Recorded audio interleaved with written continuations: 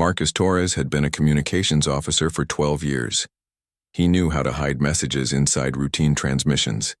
Even with the neural dampeners making his thoughts fuzzy, he managed to send Elena's final words back to Earth hidden in what looked like technical status reports. On Earth, President Sarah Chen read the decoded message in her secure bunker beneath the Pentagon. The words made her blood run cold. 15,000 humans taken. Earth's diplomats held prisoner. Humanity classified as livestock. "How long do we have?" she asked Admiral Marcus Chen, her military advisor and distant cousin. "Unknown," the admiral replied. "If they follow their pattern with other species, they'll move slowly, test our defenses, take more people for experiments." "Not if we move first," President Chen said firmly. "Activate Protocol 7. Admiral Chen paused. Protocol 7 was something they had all hoped never to use. "Madam President, once we do this, there's no going back. The entire galaxy will know what we're capable of." "Good," the President replied. "Maybe it's time they learned." Deep beneath, the Rocky Mountains' massive blast doors opened for the first time in 50 years. The Solar Defense Network had been humanity's greatest secret since the Cold War. While the world above focused on peace and exploration, a shadow military had continued preparing for the worst. General Rebecca Torres, Marcus's sister, stood in the command center watching screens light up across the solar system. Hidden bases on asteroids came online. Weapon platforms disguised as communication satellites activated their targeting systems. Ships that looked like cargo haulers revealed their true nature as warships. "Status report," she ordered. "Fleet command reports ready. We have 200 combat vessels armed and fueled. Ground forces are at full readiness. Cyber Warfare Division is standing by." Rebecca nodded grimly. Humanity had learned hard lessons from their own history. Never again would they be caught, unprepared. Never again would they allow themselves to be victims. The first human war fleet launched from hidden bases throughout the solar system. To outside observers, they looked like a collection of industrial ships and research vessels. The aliens' own intelligence reports dismissed them as primitive chemical rockets with basic metal hulls. They were about to learn how wrong they were. Admiral Chen commanded from the bridge of the UES Vengeance a ship disguised as a mining vessel. Its true nature was hidden beneath layers of fake cargo containers and civilian markings. Inside those containers were weapons systems based on technologies the aliens had abandoned millions of years ago as too primitive. "Admiral," his tactical officer reported, "we're approaching the Kepler 442 system. Zalani patrol fleet detected. 12 vessels, standard formation." "Perfect," Admiral Chen replied. "They still think we're refugees running away from their tax collectors. Open communications." The Zalani fleet commander appeared on screen, his pale blue face showing board superiority. "Human vessels, you are entering restricted space. Turn back immediately or face the consequences." "We're here for our people," Admiral Chen replied calmly. The alien laughed, the sound like wind chimes. "Your people belong to the Kethmore now. Consider it an honor. Their suffering serves a greater purpose." "I see," Admiral Chen said. "In that case, let me show you something." He nodded to his weapons officer. Across the human fleet, disguised cargo containers split open like flower petals. Underneath were railgun batteries, missile pods, and energy weapons designed using principles the aliens had forgotten. The first volley caught the Zalani completely by surprise. Tungsten rods accelerated to 15% of light speed punched through their energy shields like they weren't even there. The aliens' elegant curved ships crumpled under the impact of weapons that worked on pure kinetic force. "Impossible," the Zalani commander gasped as his ship's systems failed around him. "Those are primitive projectile weapons. Our shields are designed to stop energy attacks." "That's your problem," Admiral Chen replied. "You perfected your technology and then stopped innovating. We never stopped learning." The battle lasted exactly 14 minutes. When it was over, the entire Zalani patrol fleet was drifting wreckage. Not a single human ship had taken serious damage, but Admiral Chen wasn't finished. "Launch the Ravens." Hundreds of small black ships erupted from the human fleet's cargo bays. Each one was barely larger than a fighter but packed with advanced stealth technology and cyber warfare equipment. They scattered across the system like a flock of angry birds. The Raven's mission was simple: infiltrate every alien installation in the system and upload a gift from Earth's hackers. Captain Sarah O'Brien piloted the lead Raven toward a Kethmore processing station. These were the monsters who had taken 15,000 humans for their experiments. She intended to make them pay. "Stealth systems holding," her co-pilot reported. "They can't see us." "Good," Sarah replied. "Beginning infiltration." The Raven clamped onto the station's hull like a parasite. Microdrills bored through the alien metal while data probes found the station's computer networks. Within minutes, Earth's most advanced computer virus was spreading through the Kethmore systems. Inside the station, alarms began blaring. The Kethmore's biomechanical forms twitched as their implanted computers started receiving conflicting signals. Their perfect collective consciousness began fragmenting as the virus introduced chaos into their shared data stream. "What is happening?" Constructor Hive Node Vex demanded as sparks flew from control panels around him. "Unknown malfunction," another Kethmore replied, its voice distorting as its vocal implants malfunctioned. "Systems are singing?" That was the virus's calling card. Every infected system began playing Earth music at maximum volume. The sounds of human rock, jazz, and symphony orchestras echoed through alien installations across the system. But the real damage was deeper. The virus was learning about Kethmore technology, copying their databases and sending everything back to Earth's scientists. In a matter of hours, humanity would know more about alien biology and technology than species who had fought them for centuries. Meanwhile, ground teams led by Colonel Zhang Wei were already infiltrating the processing station where human prisoners were held. Zhang had fought in 3 wars on Earth before joining the Space Force. He had seen plenty of evil in his time, but what he found on the Kethmore station made his blood boil. Humans floated in liquid-filled tanks, their bodies pierced by cables and tubes. Alien machines monitored their vital signs while chemical pumps fed unknown substances into their bloodstreams. Children were separated from their parents. Families were split apart for different experiments. "Sir," his sergeant whispered, "some of them are still conscious." Jean could see it in their eyes. The humans in the tanks were aware of what was happening to them but couldn't move or speak. The neural dampeners kept them paralyzed while the experiments continued. "Burn it all," Zhang ordered. "Every last piece of equipment. And get our people out of those tanks. Now." The rescue operation took 6 hours. Zhang's medical team worked carefully to remove the alien devices without causing more harm. Some of the prisoners were too damaged to save, but most could be healed given time and proper care. As the last human was freed from the tanks, Zhang activated the station's self-destruct system. The Kethmore processing facility vanished in a ball of fire that could be seen from 3 star systems away. News of the battle spread quickly through alien communication networks. The primitive humans had destroyed an entire Zilani patrol fleet and eliminated a major Kethmore installation. Worse, they had done it with technologies that the hegemony couldn't understand or counter. High Arbiter Zethkol received the reports in his crystalline chamber on Nexus Prime. His form pulsed with colors that indicated extreme agitation.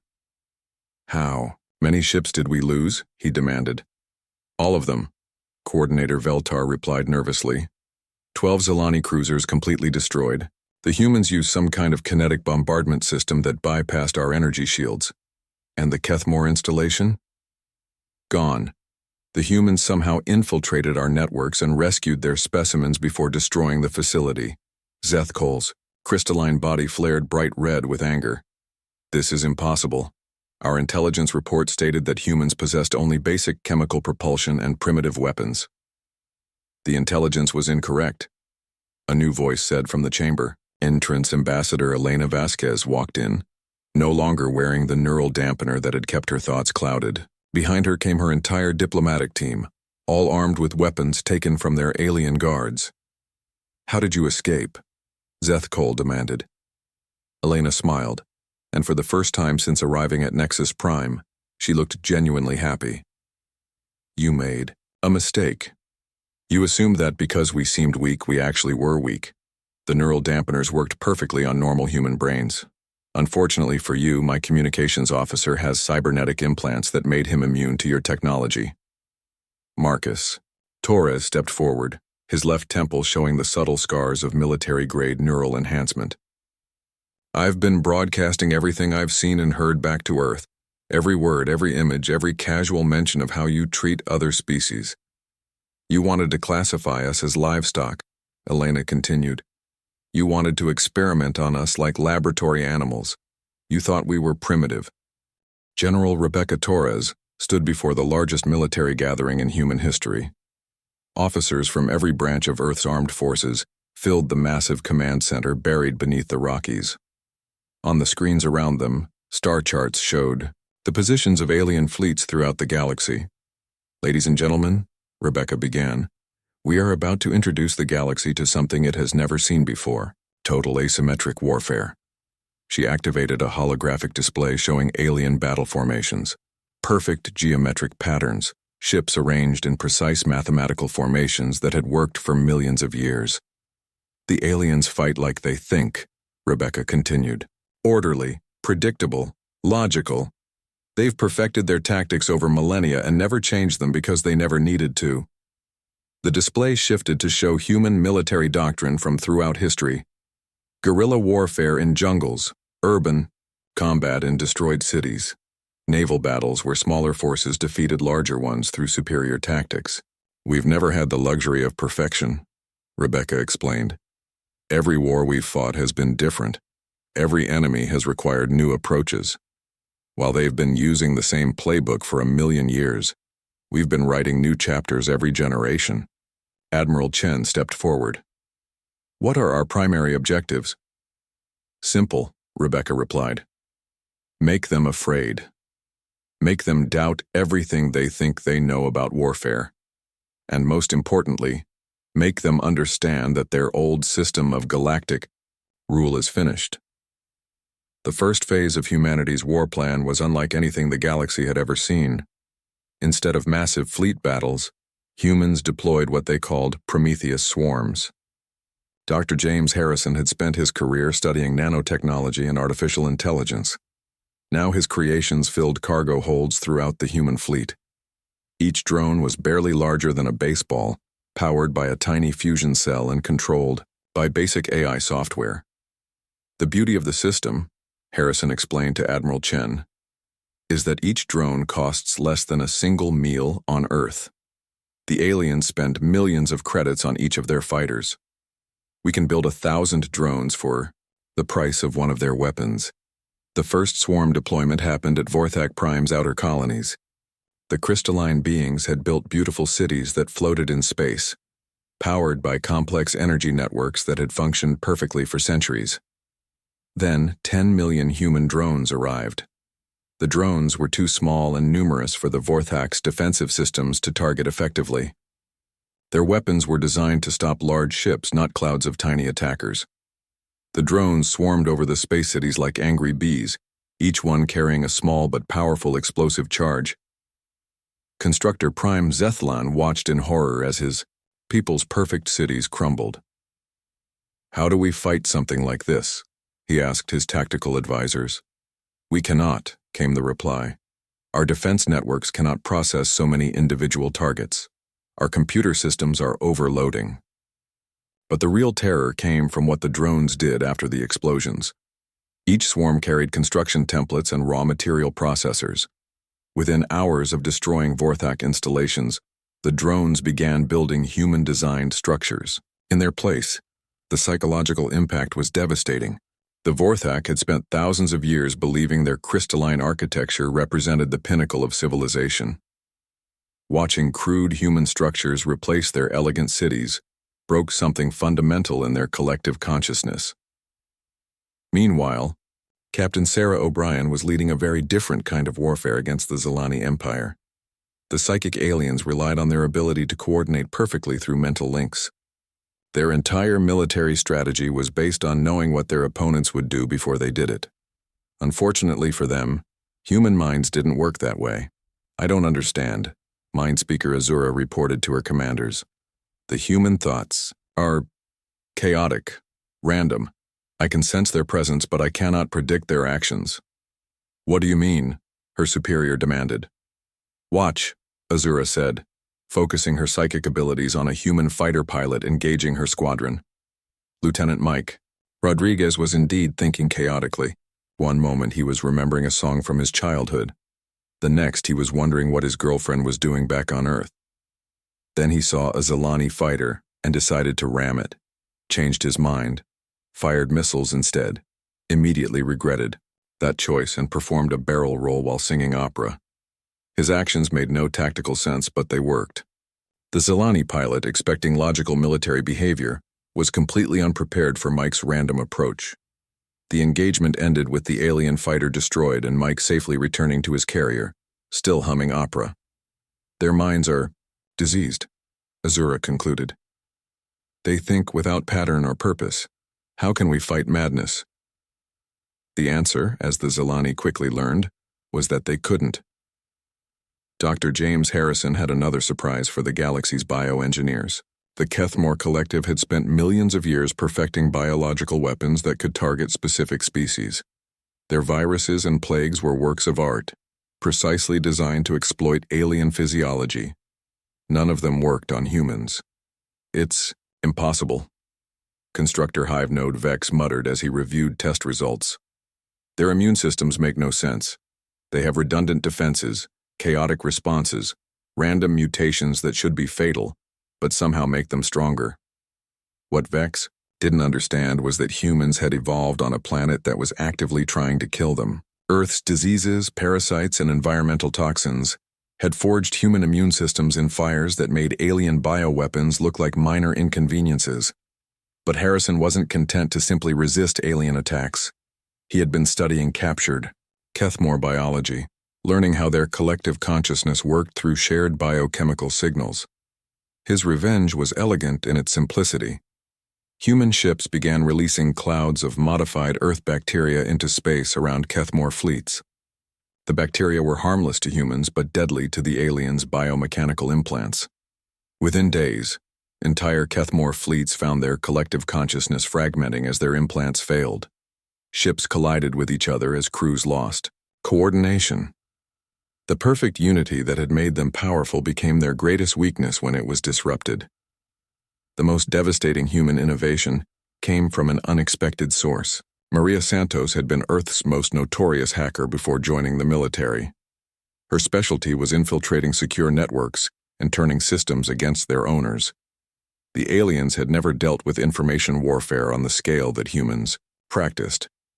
Their communication networks were ancient, powerful, and completely unprotected against the kind of attacks that human teenagers carried out for fun. Maria's cyber assault began with something simple. Alien fleet commanders started receiving contradictory orders. Supply shipments were redirected to human forces. Hegemony propaganda networks began broadcasting human music and Earth's military history. But the real damage was psychological. Maria had studied alien psychology and knew exactly how to break each species' morale. She filled Vorthak networks with images of entropy and decay, concepts that terrified their orderly crystalline minds. Zilani communication systems were flooded with chaotic human thoughts that drove their psychic operators to mental breakdown. The Kethmore collective consciousness was invaded by human individualism. Suddenly, biomechanical drones that had never questioned orders began asking why. Their perfect unity shattered as individual personalities began emerging from the collective. Status report, High Arbiter Zethkol demanded during an emergency session of the Council. The reports were uniformly terrible. Coordinator Veltar's hands shook as he read from his datapad. Vorthak Prime's outer colonies are under complete human control. Zilani battle fleets are suffering 90% casualty rates. Kethmore collective consciousness networks are fragmenting across 17 systems. How is this possible? Zethkol's crystalline form pulsed with desperate confusion. They are a single primitive species. We are the combined might of 7 civilizations spanning millions of years. Mind Speaker Azura, her once perfect mental discipline cracked by exposure to chaotic human thoughts, laughed bitterly. They're not fighting like a single species. Every human thinks differently, acts differently, fights differently. It's like fighting 1,000 different races at once. Their technology makes no sense, Constructor Hive Node Crix added, sparks flying from damaged implants. They use weapons we abandoned as primitive, but somehow make them more effective than our advanced systems. They turn our own strengths against us. And worst of all, Veltar concluded, they're getting stronger. Every engagement teaches them something new about our capabilities while we learn nothing useful about theirs. The breaking point came when human forces began liberating alien slave worlds. For millions of years, the hegemony had kept dozens of species in servitude. These enslaved races provided labor, resources, and soldiers for the 7 ruling powers. Colonel Jiang Wei led the liberation of Tartarus 9, a prison world where the hegemony kept political dissidents and rebel leaders. What he found there changed the nature of the war entirely. By God, Jiang whispered as he walked through the prison complex. Beings from across the galaxy sat in energy-sealed cells, some imprisoned for thousands of years for the crime of opposing hegemony rule. The news of New Geneva's destruction reached every human ship and base within hours. 2 million dead. Entire families erased from existence. Children who would never grow up. Parents who died protecting them. All turned to ash and molten rock. Admiral Chen stood in the war room, watching his officers' faces as they processed the horror. Some wept openly. Others stared at the tactical displays with cold fury. All of them understood what this meant. "Status report," he ordered, his voice steady, despite the rage burning inside him. "Sir," his intelligence officer replied, "we're detecting similar attacks on 7 other human colonies. The hegemony appears to be implementing a terror campaign designed to break our will to fight." Admiral Chen nodded grimly. "They've just made the biggest mistake in galactic history. Send the activation codes for Operation Broken Chain. All units, all theaters, all restrictions removed." General Rebecca Torres received the authorization codes while coordinating attacks on Vorthax supply lines. She had been holding back, trying to minimize civilian casualties even among her enemies. That restraint was now gone. "Ma'am," her aide asked nervously, "Operation Broken Chain authorizes total warfare. Are you sure?" Rebecca looked at the images from New Geneva one more time. A playground where human children had laughed and played was now a crater of glass. They want total war? They'll get it. But they won't like what humanity looks like when we stop holding back. The change in human tactics was immediate and terrifying. Where before they had targeted military installations and strategic resources, now they went after the foundations of hegemony civilization itself. Captain Sarah O'Brien led the first wave of attacks on Zilani core worlds. The psychic aliens had built their empire on the backs of enslaved telepaths from lesser species. These psychic slaves powered their technology, maintained their communication networks, and enforced their will across hundreds of star systems. Sarah's mission was simple: free the slaves and watch the Zilani Empire collapse. Her infiltration team landed on Zilani Prime during what the aliens called their Harmony Festival, a celebration of their supposed psychic perfection. Thousands of Zilani gathered in floating amphitheaters, while enslaved telepaths provided mental entertainment through forced dream sharing. "Remember," Sarah told her team as they moved through the crystal spires of the Zilani capital, "the slaves aren't our enemies. They're victims. Every psychic dampener we remove, every control collar we destroy weakens their entire system." The liberation began at midnight, Zilani time. Human Special Forces teams struck simultaneously at dozens of slave compounds across the planet. They moved with precision learned from centuries of Earth's military history, using techniques perfected in conflicts the aliens had never imagined. Dr. Elena Reyes, a neurosurgeon who had volunteered for the mission, worked frantically to remove psychic control implants from enslaved telepaths. Each device was a work of art, designed to suppress individual will while enhancing psychic abilities for the Zilani's use. "Hold still," she whispered to a young alien whose species she didn't recognize. The being had large dark eyes and skin that shimmered with inner light. "This might hurt, but you'll be free." As the control implant came loose, the young telepath gasped and touched Elena's mind directly. For a moment, the human doctor felt the overwhelming gratitude and wonder of a consciousness that had been enslaved since childhood. "Thank you," the alien whispered, speaking aloud for the first time in decades. I had forgotten what my own thoughts felt like. Across Zilani Prime, similar scenes were playing out. As each psychic slave was freed, the Zilanis carefully maintained control networks began to fail. Their floating cities, maintained by telepathic energy, started to falter. Their communication systems, which relied on enslaved minds as living relays, went silent. Mind Speaker Azura felt her empire crumbling around her as reports flooded in from across the planet. "Impossible," she muttered, her once perfect mental discipline shattered by stress and fear. "The control systems are biologically hardwired. They cannot be removed without killing the subjects." "The humans have medical technology we don't understand," her aide reported. "They're freeing our psychic resources faster than we can recapture them." "Then activate the termination protocols," Azura ordered desperately. "Better to destroy the slaves than let the humans use them against us."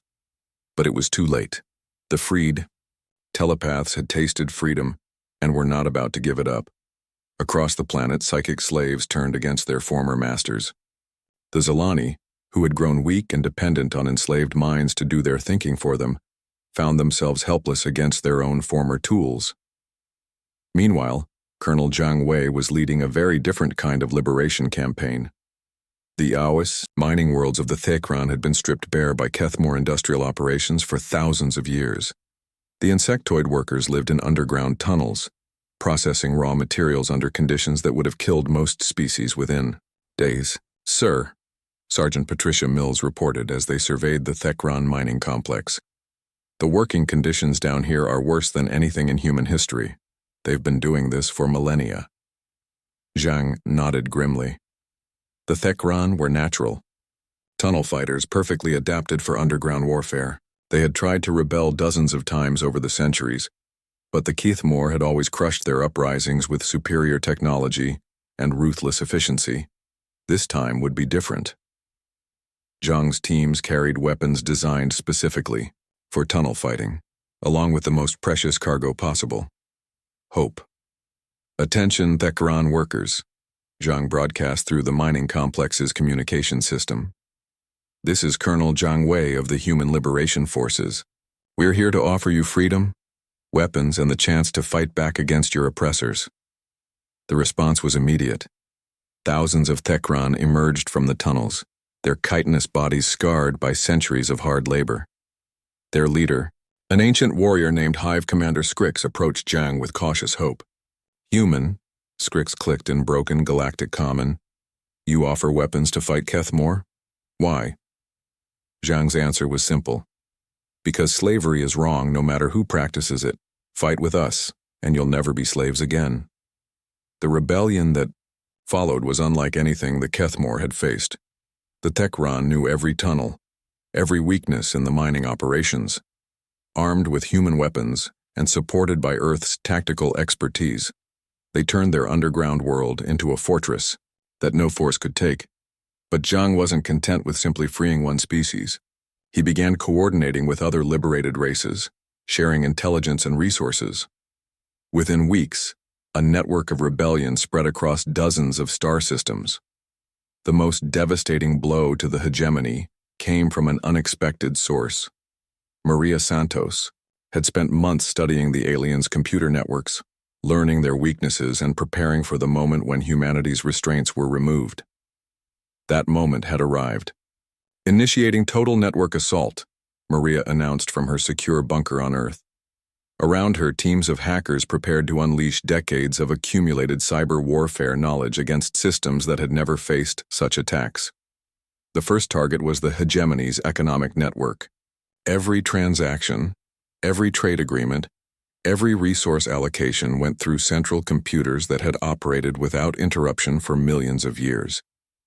Maria's virus didn't just disrupt these systems. It corrupted them, introducing errors that grew exponentially over time. Supply ships bound for Vorthak worlds found themselves delivering resources to liberated Thekran colonies instead. Kethmore Industrial Equipment began manufacturing weapons for rebel forces. Zelani communication networks started broadcasting human propaganda to every world in their empire. Status report, Maria's supervisor asked as alien networks crumbled. Across the galaxy. Better than expected, Maria replied with grim satisfaction.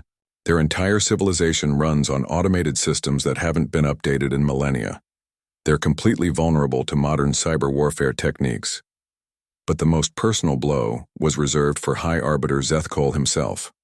The crystalline being had ruled the Vorthak Collective for over 50,000 years, maintaining perfect order through absolute control of information. Elena Vasquez, now serving as humanity's chief liaison with liberated alien species, had studied Vorthak psychology extensively. She knew that their greatest fear was chaos, disorder, the breakdown of their perfect crystalline harmony. So she gave them exactly what they feared most. Broadcasting now, Marcus Torres reported from the captured communication station on Nexus, Prime. Every Vorthak world will receive the transmission simultaneously. The message was simple but devastating. Elena appeared on every screen in Vorthak space, speaking directly to the crystalline beings in their own harmonic language. People of the Vorthak Collective, she said, her words causing harmonic disruptions in their crystal forms. Your leaders have lied to you. For millions of years, they've told you that perfect order was the only way to live. They've suppressed every creative thought, every individual expression, every moment of spontaneous joy. Images flashed across the screens. Human art, music, literature, children playing in gardens, lovers dancing under starlight, scientists making discoveries through intuition rather than rigid method. The journey to the galactic core took humanity's combined fleets through the most dangerous region of space. Here, ancient gravitational forces twisted reality itself, creating storms of dark matter and fields of lethal radiation that had claimed countless ships over the millennia. Admiral Chen stood on the bridge of the UES Vengeance, watching his tactical displays as the largest fleet in human history assembled around him. 500 human warships flew alongside vessels from dozens of liberated species. Thekran mining ships had been converted into mobile weapons platforms. Former Zelani psychic slaves piloted captured fighters. Even freed Kethmore drones had chosen to fight alongside their liberators.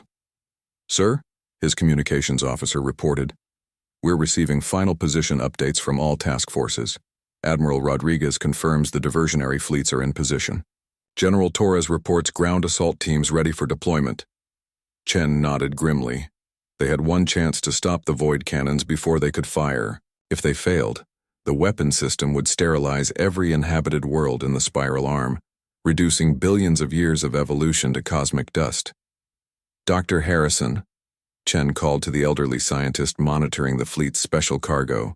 Status. On Project Lazarus? Dr. James Harrison looked up from his instruments with tired eyes. The gravitational resonance generators are functioning within acceptable parameters. We should be able to create the cascade effect when we reach the target zone. What Harrison didn't say, because everyone already knew, was that Project Lazarus had never been tested on this scale. They were attempting to weaponize the supermassive black hole at the galaxy's center, turning its gravitational pull into a directed energy beam capable of destroying the void cannon network. The plan was theoretically possible. It was also theoretically capable of ripping the entire galaxy apart if something went wrong. Contact from the hegemony fleet, the communications officer announced. They're demanding our surrender. Put them through, Chen ordered. High Arbiter Zethkol's crystalline form appeared on the main screen, his body pulsing with colors that indicated extreme agitation and desperate authority. Admiral Chen, the alien leader said, you have led your species to extinction. In 30 minutes, the void cannons will activate. Every world touched by your rebellion will be cleansed. This is your final chance to submit to proper order. I have a counteroffer. Chen replied calmly. Surrender now, and we'll allow your fleets to evacuate. before we destroy your weapons. Zethicol's form flared bright red with fury. You cannot threaten the eternal order. We have ruled this galaxy for millions of years.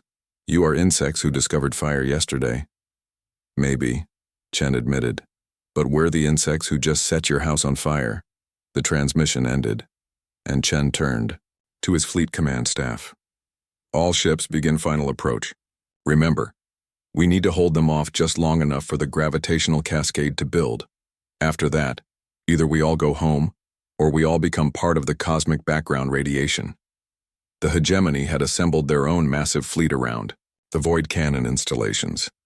7 different alien species representing millions of years of technological development and military experience. Their ships were larger, more advanced, and powered by energy sources that humanity was only beginning to understand. But Admiral Chen had learned something important during the months of warfare. Technological superiority meant nothing if you couldn't adapt to unexpected tactics. "Launch the Prometheus swarms," he ordered.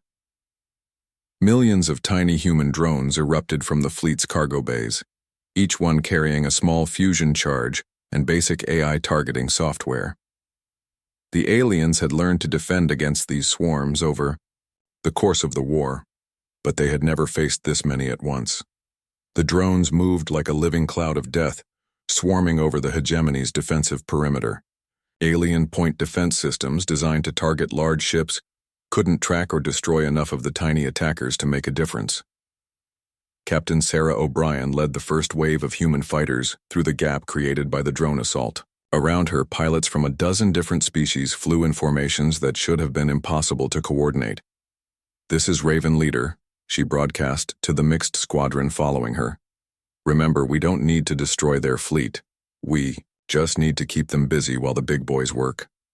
Behind her, Lieutenant Mike Rodriguez was still thinking his characteristic chaotic thoughts while somehow managing to be one of the most effective pilots in the fleet. Today he was remembering a chess game with his father, while simultaneously composing a love letter to his girlfriend and planning his approach to a Vorthak heavy cruiser. The Vorthak pilot, trying to predict Rodriguez's movements through logical analysis, found himself completely baffled. The human fighter performed maneuvers that made no tactical sense, but worked perfectly in the chaos of battle. Meanwhile, Colonel Zhang Wei was leading the most dangerous mission of the entire operation. While the fleets battled in space, his teams had to infiltrate the void cannon control stations and disable the weapons targeting systems. "Remember," Zhang told his multinational assault force as they approached the first installation, "these weapons are 1,000,000 years old. The aliens who built them thought about security very differently than we do."